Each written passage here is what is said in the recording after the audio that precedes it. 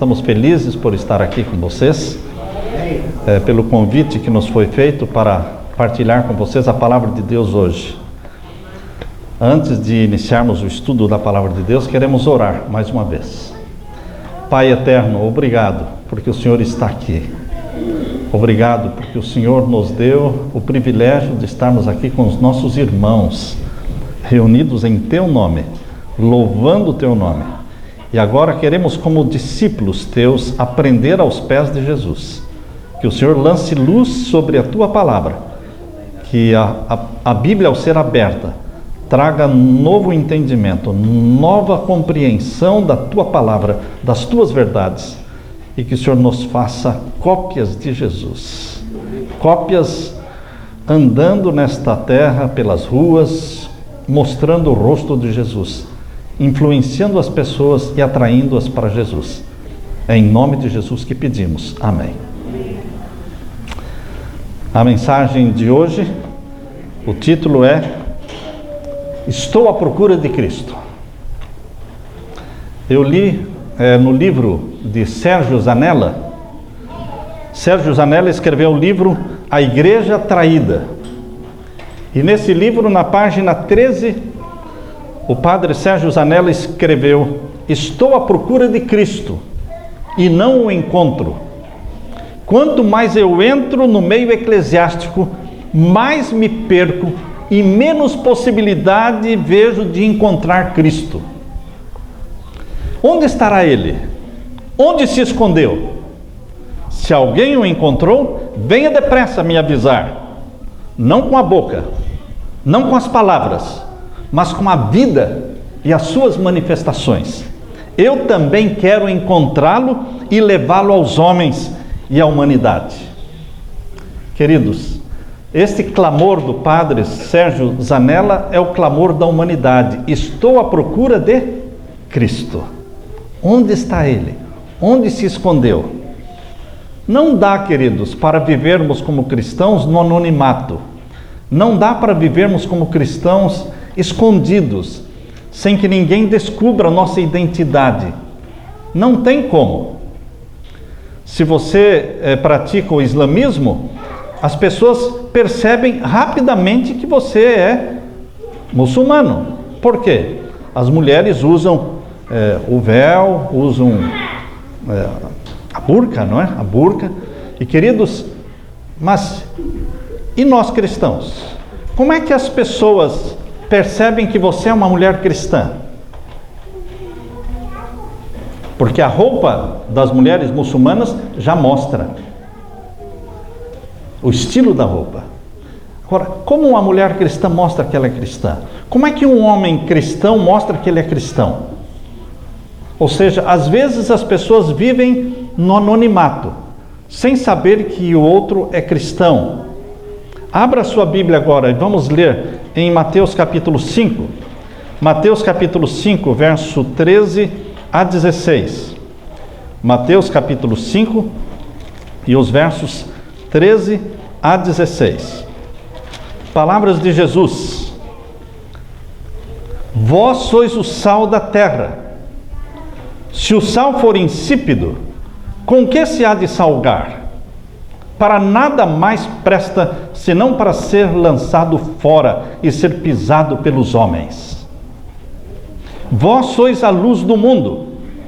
Não se pode esconder uma cidade edificada sobre um monte. Não se acende a candeia e se coloca debaixo do alqueire, mas no velador e dá luz a todos que estão na casa. Assim resplandeça a vossa luz diante dos homens, para que vejam as vossas boas obras e glorifiquem ao vosso Pai que está nos céus. É uma ordem que Jesus está dando. Assim resplandeça a vossa luz diante dos homens. Você e eu temos que resplandecer, nós temos que brilhar por Jesus. Como diz o hino que nós cantamos, brilhar por Jesus nesse mundo escuro. Queridos, nossos hábitos, nossos costumes, nosso palavreado, nosso trabalho, nossa escola, nossos estudos, nossa alimentação, nosso regime, enfim, queridos, tudo quanto fazemos tem que ter o sinete e o sinal de que somos cristãos. Lembrar as pessoas de que nós somos cristãos. Nós não podemos viver nesse mundo sem filtro, engolindo tudo, assimilando tudo, absorvendo tudo e perdendo a nossa identidade cristã. Nós precisamos ser cristãos, de fato. Não somente ter o nome de Cristo, mas ter o caráter de Jesus. Vocês sabem que o cristianismo está decrescendo. Embora seja a maior religião do mundo, o cristianismo, com mais de 2 bilhões de cristãos no mundo, divididos entre igreja católica e igrejas evangélicas e protestantes, mas o cristianismo não está crescendo, ele está decrescendo. Na Europa, igrejas vazias, igrejas em ruínas. Eu li sobre o fotógrafo Roman Rubruck, um fotógrafo de 30 anos, que ele ama fotografar igrejas e catedrais, prédios antigos, e ele disse: eu estou abismado, eu estou intrigado ao ver toda a Europa, em toda a Europa, tantos prédios de antigas igrejas cristãs que estão abandonadas, vazias, se deteriorando, igrejas católicas e igrejas evangélicas vazias.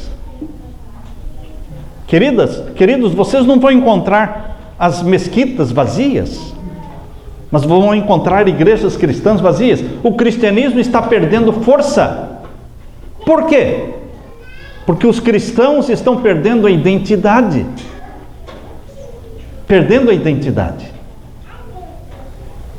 Se um muçulmano entra num restaurante, logo as pessoas percebem, porque ele vai pedir uns alimentos diferentes. Ele não vai comer a carne que todo mundo come.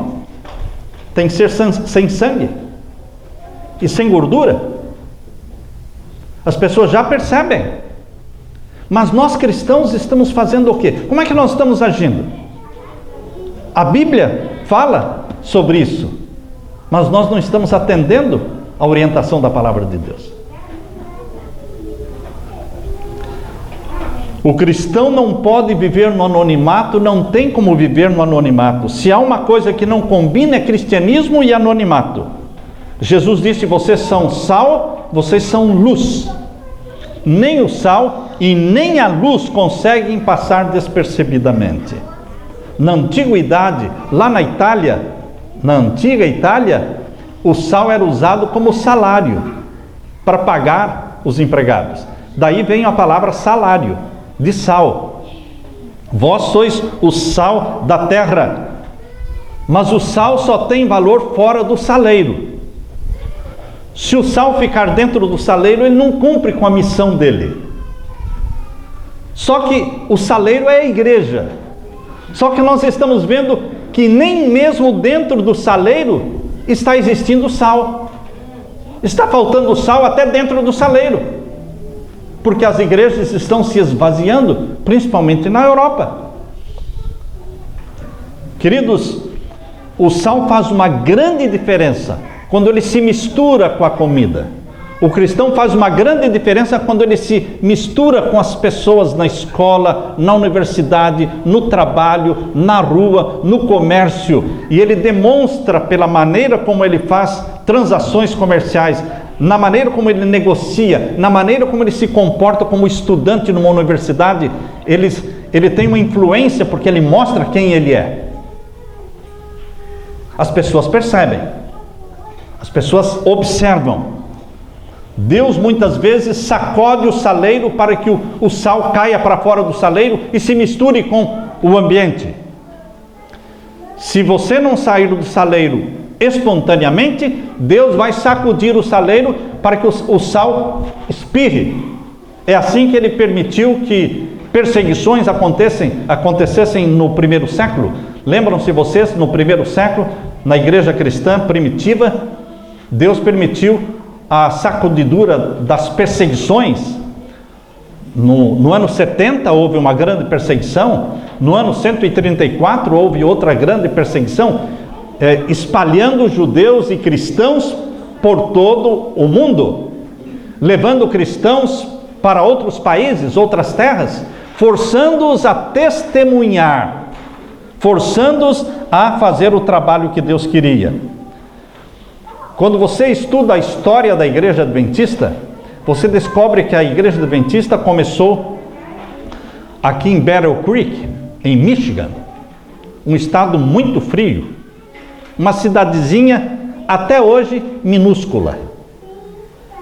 Aqui nos Estados Unidos tem essas cidades pequenininhas que continuam pequenas sempre, não é? E nunca vão crescer. Battle Creek é uma delas. E ali em Battle Creek, em Michigan, começou a organização adventista. Ali estava o prédio da Conferência Geral, Associação Administração Mundial da Igreja. Ali estava no mesmo prédio a casa editora, a casa publicadora. Ali na mesma cidade tinha um grande hospital adventista. Ali tinha também um tabernáculo que cabia cerca de 2.000 pessoas sentadas, isso naquele tempo. Então, a cidade estava cheia de adventistas. E era uma cidade pequena, como é até hoje. Agora imagina, era uma cidade adventista. Só, queridos, era um grande saleiro. E Deus queria que este sal saísse de dentro do saleiro.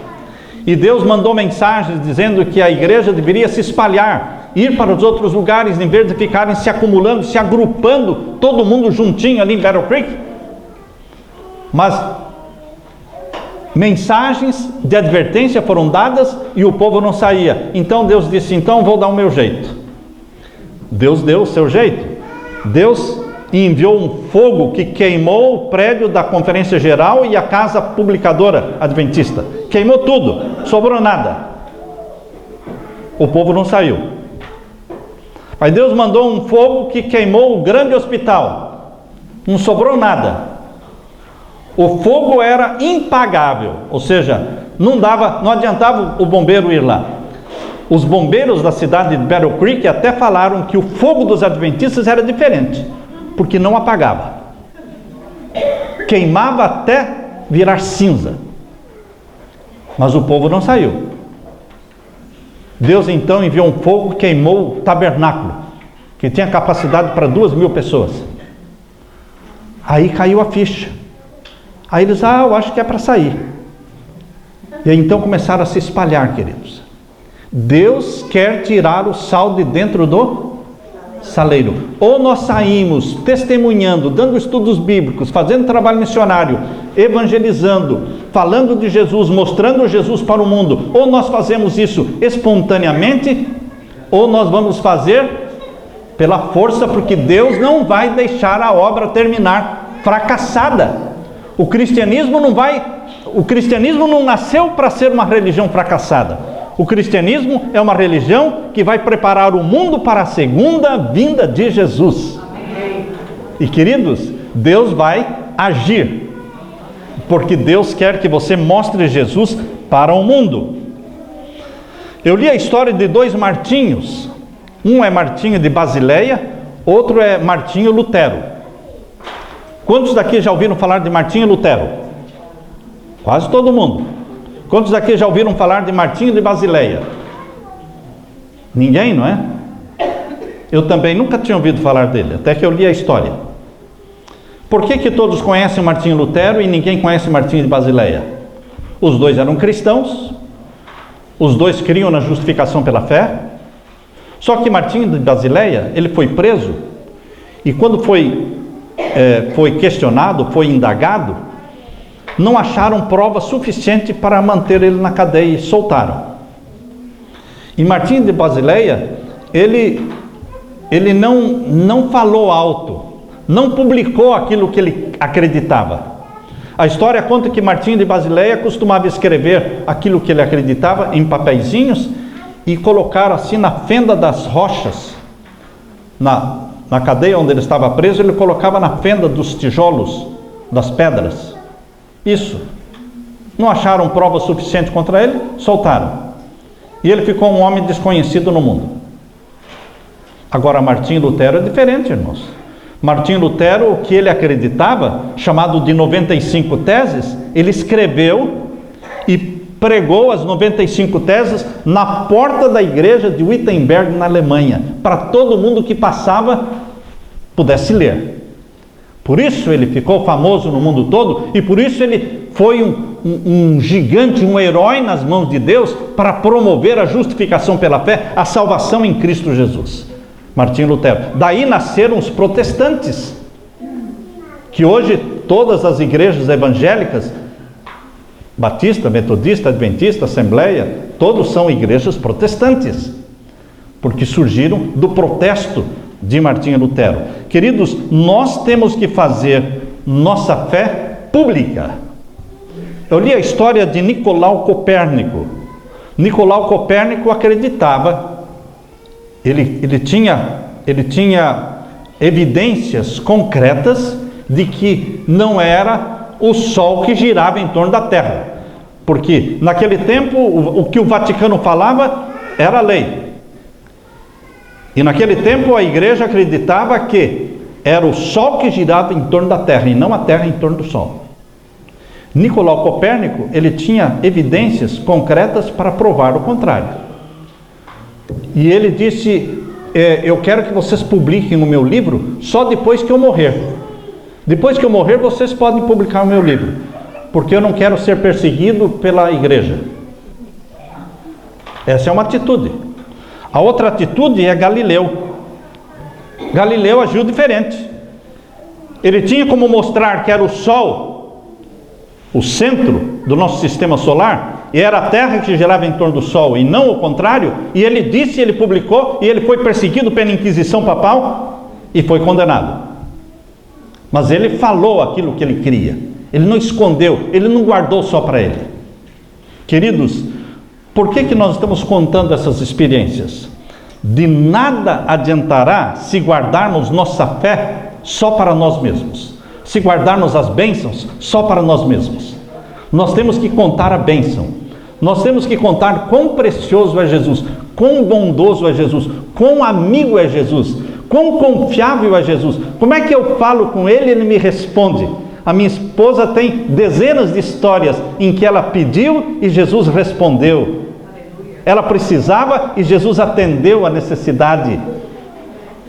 Ela perde as coisas facilmente, não é? Ela esquece, não sabe onde pôs a chave, não sabe onde pôs a bolsa, não sabe. E ela fala: meu Senhor Jesus, me mostra onde está. E quando ela abre os olhos, está ali. Ela vê, ela encontra. Ela diz: Jesus é meu amigo, ele me responde. Nós temos que contar como Jesus é bom, como Jesus cura as doenças. Não é correr para a farmácia. Nós aprendemos o caminho da farmácia e não aprendemos o caminho do céu. Nós dependemos de cápsulas, de comprimidos, e esquecemos que Deus é aquele que realmente cura de verdade. Ele não só tira a dor, ele cura de verdade, cura totalmente. Temos uma amiga que está com câncer, e ela estava com câncer grande, não é? Uma bola grande, e ela está orando, está fazendo a dependência de Deus totalmente, tratamentos naturais, e o câncer já reduziu. Agora ela disse que o câncer, que era bem maior, agora está do tamanho de uma azeitona só. Está diminuindo. Deus cura e Deus usa as leis naturais para curar você. Nós temos que dar testemunho. Nós não estamos aqui para falar contra a medicina, porque Deus também usa os médicos, usa os remédios, mas nós precisamos depender, queridos, de Deus. As demais religiões do mundo e os ateus estão a observar os cristãos tentando descobrir quais as vantagens do cristianismo. Tem vantagem? Se não existir vantagem, não nos interessa. Tem que ter vantagem. Por que ser adventista do sétimo dia? Qual é a vantagem de ser adventista do sétimo dia? Por que você acha que a tua religião pode me tornar melhor? O que vocês têm a oferecer? O ser humano tem esse interesse em saber. E nós temos que mostrar pela vida que vivemos que existem vantagens em ser adventista do sétimo dia. Existem vantagens em ser vegetariano? Será que não existe? Agora, se você for pálido, se você for raquítico, se você for... As pessoas olham para você e dizem, não, eu não quero isso para mim. Eu não quero isso para mim. A propaganda do cristianismo é você. Não é Jesus. Jesus vai usar você. Você é o rosto de Jesus na terra. Você é que vai fazer a propaganda positiva ou negativa da religião de Jesus. Eu li de Malcolm Muggeridge, um jornalista inglês que se converteu a Jesus, e ele escreveu assim: o cristianismo não é uma visão estatística da vida. O cristianismo não é uma visão estatística da vida. O cristianismo é uma amizade transformadora com Jesus. É a única religião que mostra um Deus amigo, um Deus que transforma você. É um Deus que muda a sua maneira de ver o mundo, de tratar as pessoas. O cristianismo é a maior religião do mundo, mas isso é um grande problema. Porque quando tem muitos cristãos, a evidência é de que não são cristãos. Porque o que é bom não é tão comum, irmãos. Se você visse uma rua cheia de diamantes, a primeira coisa que você ia pensar é que não são diamantes. Porque diamante é coisa rara. Cristão genuíno é coisa rara. Quando o mundo todo tem mais de 2 bilhões de cristãos, é porque a maioria não é cristã. A Igreja Adventista tem mais de 20 milhões de membros. Mas será que eles mostram as vantagens de ser um cristão adventista?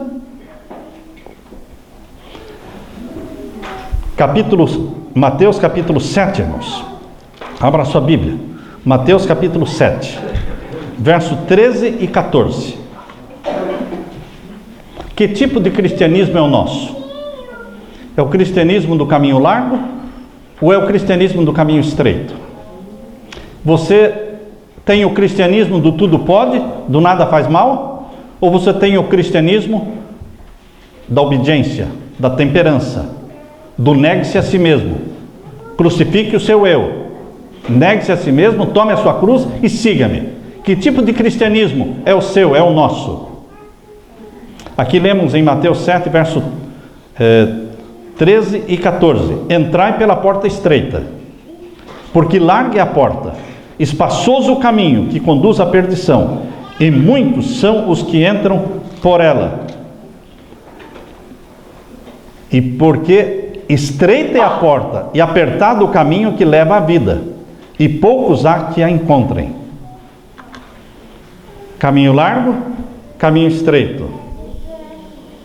Onde é que nós andamos? Você é um cristão de come de tudo? Bebe de tudo? Chega num restaurante, come de tudo. Bebe de todos os refrigerantes? Come de todas as carnes? Veste todas as roupas? Para você não faz diferença? A roupa está na moda? Uso. Como é que é você? Como é que você se identifica como cristão? Do caminho largo, do caminho estreito? Como é que você guarda os mandamentos de Deus? Você leva a sério? Como é que você considera as 24 horas sagradas do sábado? O que é que você faz sexta-feira à tarde? Como é que você gasta a sua sexta-feira à tarde? Você se lembra que é o dia da preparação? Você se prepara para o santo dia do Senhor? Você prepara a sua comida na sexta-feira para comer no sábado? Ou é tudo igual? Sábado é tudo igual. Qual a diferença entre o sábado? Sábado já vai para a igreja. É só essa a diferença? Sábado você vai para a igreja? Você não se preparou? Queridos, que vantagens existem em ser um cristão? Quais as vantagens do cristianismo? Caminho largo ou caminho estreito? O padre Zanella dizia: estou à procura de Cristo e não o encontro. Se você o encontrou, venha depressa me contar, não com palavras, mas com a vida e as suas manifestações. Podemos nós mostrar Jesus com a nossa vida nas transações comerciais que fazemos, nas vendas que fazemos, nos negócios que fazemos? Será que nós mostramos Jesus? Quando estamos pagando um empregado ou quando estamos prestando um serviço, será que nós estamos revelando o amor de Jesus, a misericórdia de Jesus? As outras religiões do mundo, o hinduísmo, o islamismo, o budismo, observam os cristãos tentando descobrir as vantagens do cristianismo. Quais são elas? Quando avaliamos os valores da família, por exemplo, quais os valores de uma família na China, no Japão?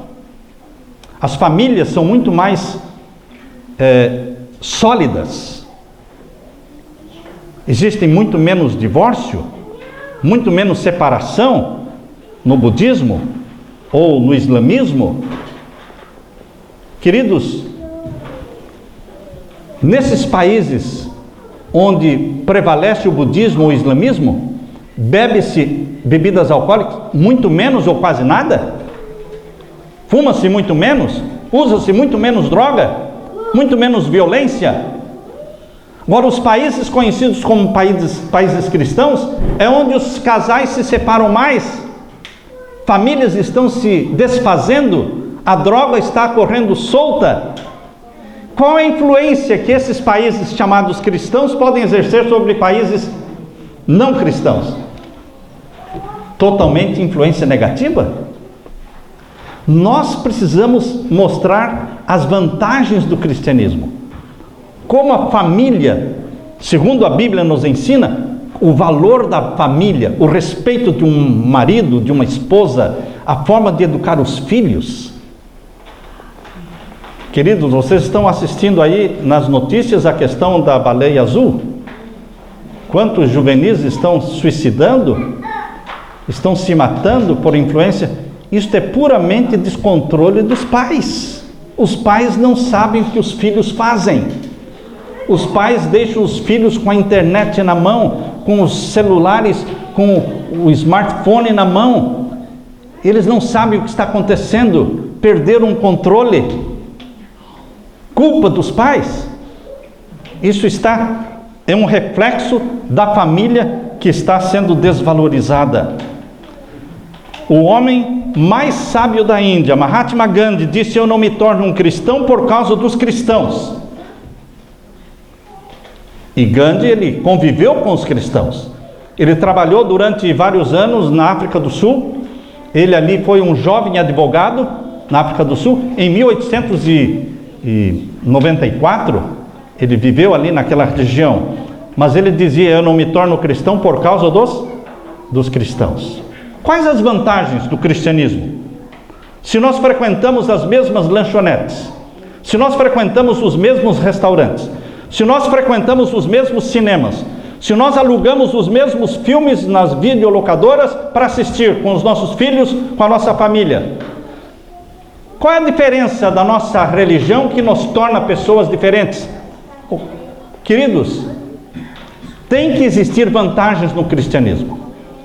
Nós não podemos perder a identidade cristã, a identidade adventista. Sobre namoro, liberdade sexual. Como é que namora uma pessoa não cristã e como é que namora um cristão? Que tipo de namoro? Como é que eles se casam? Existem regras? Existe castidade? Existe virgindade? Existe preparo para o casamento? Ou todo mundo vive como todo mundo? Todo mundo faz. Mas o todo mundo faz, esse todo mundo não vai para o céu. O todo mundo não cabe dentro do caminho estreito, entende, irmãos? Não cabe dentro do caminho estreito o todo mundo. O todo mundo é para o povo que quer andar nos caminhos de Jesus, negando-se a si mesmo. Cada um negue-se a si mesmo, tome a sua cruz e siga-me. A palavra de Deus diz em 2 Pedro capítulo 2, verso 9.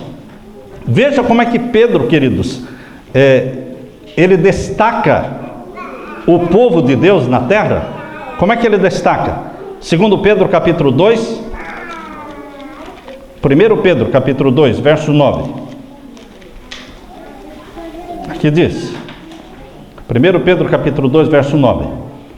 Vós sois geração eleita, sacerdócio real, nação santa. Estão vendo a diferença?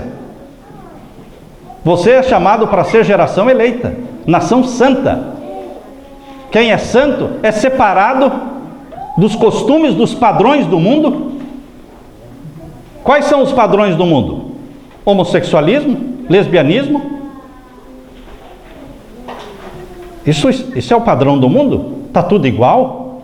Para eles não vêem diferença nenhuma. Para nós cristãos, nós somos do casamento monogâmico. Um homem casado com uma mulher. Esse é o casamento bíblico. Esse é o casamento. Deus fez homem e mulher. Gênesis capítulo 1. Deus os criou, homem e mulher. E diz: crescei, multiplicai-vos, enchei a terra. Por isso deixará o homem seu pai e sua mãe, e se unirá à sua mulher. É muito claro a Bíblia, irmãos. Deus não deixa isso a critério do ser humano. Ele estabeleceu os padrões. Por isso a Bíblia diz: nação santa, povo adquirido. E o que mais? Para que anuncieis a virtude daquele que vos chamou das trevas para a sua maravilhosa luz. Um jovem pintor que estudava, era aluno de um grande professor, ele observava com admiração o talento do professor. E um dia ele chegou no estúdio e disse para o professor dele: será que eu posso hoje pintar com o seu pincel? Você pode me emprestar o seu pincel? Pois não, hoje você pode usar o meu pincel. Depois de algumas horas, ele voltou, devolveu o pincel para o professor e disse: eu não pintei nada melhor com o seu pincel do que com o meu. E tinha um servo ali limpando o estúdio, e ele ouviu o que o aluno falou. E depois ele chegou perto do aluno e disse: olha, não é do pincel do mestre que você precisa precisa do talento do mestre. Sabem, queridos, não é do nome de Jesus só que nós precisamos, nós precisamos do caráter de Jesus. Eu quero ler para vocês o que está no livro Obreiros Evangélicos, página 29. Obreiros Evangélicos, página 29. O mundo necessita ver nos cristãos hoje uma evidência do poder do cristianismo.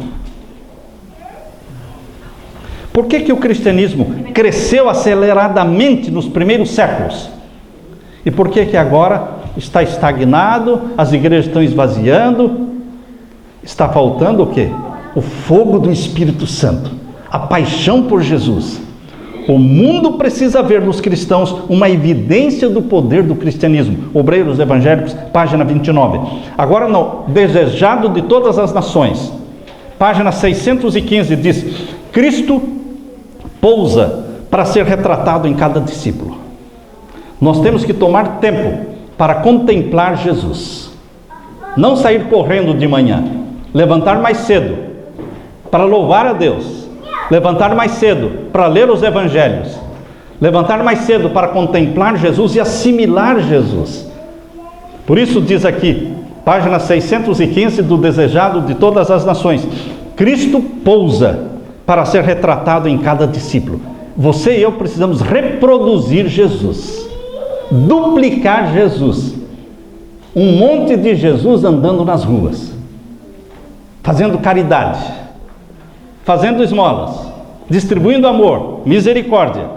E no Desejado de Todas as Nações, página 108, diz assim: aonde quer que formos, devemos levar conosco Jesus e revelar aos outros quão precioso é o nosso Salvador. Qual é a vantagem se você for comparar, não é, Maomé com Jesus? Entende, queridos? Maomé saiu matando todo mundo, né? É na espada. Jesus saiu pregando o quê? O amor. Se baterem na sua face direita, ofereça a esquerda. Amai vossos inimigos. Orai pelos que vos perseguem. A doutrina de Jesus é muito mais cativante. É amor, não é ódio. É salvar vidas, não é tirar vidas. Quando você apresenta Jesus, as pessoas são atraídas para Jesus. Por isso que Jesus diz em João capítulo 8: quando eu for levantado, a todos atrairei a mim. Mas Jesus precisa de você e de mim para levantá-lo. Você tem que levantar Jesus e mostrar Jesus. E o Espírito Santo vai atrair as pessoas para Jesus. Você tem que oferecer o estudo da Bíblia para as pessoas. Você tem que se oferecer para entrar nas casas e orar com as pessoas. Você precisa se oferecer. Quando você faz o trabalho, o Espírito Santo faz o resto. Mas nós não podemos ficar no anonimato. No livro Conselhos a Pais, Professores e Estudantes, nesse livro Conselhos a Pais, Professores e Estudantes, página 291, diz assim: o Senhor deseja que o seu povo manifeste pela vida que vive a vantagem do cristianismo sobre o mundanismo. Qual é a vantagem do cristianismo sobre o mundanismo? Existe vantagem em você se casar direitinho? Em você pedir a bênção de Deus na escolha de uma companheira para a vida? Existe vantagem em criar os filhos obedientes, amando a Jesus, guardando os mandamentos de Jesus, sendo verdadeiros, sendo honestos? Existem vantagens? Sim. Os Estados Unidos da América do Norte chegaram à nação número 1 no mundo pelos valores cristãos, de honestidade, de transparência, de família. E agora que se tornou a nação número 1, estão esquecendo os valores cristãos. Queridos, Deus tem conservado fora da igreja cristã muitas pessoas sinceras, porque a igreja não está preparada para receber essas pessoas. Mas Deus tem espalhado em todas as religiões, no islamismo, no hinduísmo, no budismo, pessoas muito sinceras. Mas o cristianismo não está preparado para receber essas pessoas, porque o cristianismo está perdendo a identidade. Um cristão indiano viajou pelo mundo e ele visitou o túmulo de Maomé com diamantes e outras pedras preciosas. E quando ele visitou o túmulo de Maomé, disseram para este cristão indiano: aqui se encontram os ossos de Maomé. Aí ele disse: eu fui visitar o túmulo de Napoleão Bonaparte, e quando cheguei lá me disseram: aqui estão os ossos, os restos mortais de Napoleão Bonaparte. E quando eu vi o túmulo de Jesus, estava vazio, não havia ossos ali. O túmulo de Jesus tem estado aberto há 2000 anos. Cristo vive. Por isso ele vive no meu coração, porque ele é um Cristo vivo. Jesus é o Deus vivo, porque vive na vida dos seus seguidores. Cristo não é aquele que ostenta cristão não é aquele que ostenta um nome de Cristo, mas aquele que possui o caráter de Jesus. Como a flor se volve para o sol, para que os seus brilhantes raios a ajudem a desenvolver a beleza e simetria, assim devemos nós volver-nos para Jesus, a fim de que a luz do céu incida sobre nós e o nosso caráter seja desenvolvido à semelhança de Jesus. Caminho a Cristo, página 67. Agora, queridos, no livro Conselho a Pais, Professores e Estudantes, página 292, diz assim: quando o caráter de Jesus for perfeitamente reproduzido no seu povo, então ele virá para reclamá-los como seus. O que é que Jesus está esperando? Que a gente reflita o caráter dele, que você mostre o rosto de Jesus no seu rosto, que você mostre o sorriso de Jesus no seu sorriso, que você mostre o amor de Jesus nas suas transações comerciais, no seu trabalho, na sua escola. Quando o caráter de Jesus for revelado nos seus seguidores, ele virá reclamá-los como seus. E no livro Ciência do Bom Viver, na página 143, diz assim: o mundo necessita atualmente daquilo que tem sido necessário há 2000 anos atrás: a revelação de Jesus. Será que você pode? Será que eu posso? Será que nós podemos revelar Jesus ao mundo? Você é a luz, você é o sal da terra. Que Deus te abençoe, que Deus te use como luz e como sal, que possamos exercer uma influência santificadora, possamos mostrar ao mundo as vantagens do cristianismo sobre o mundanismo.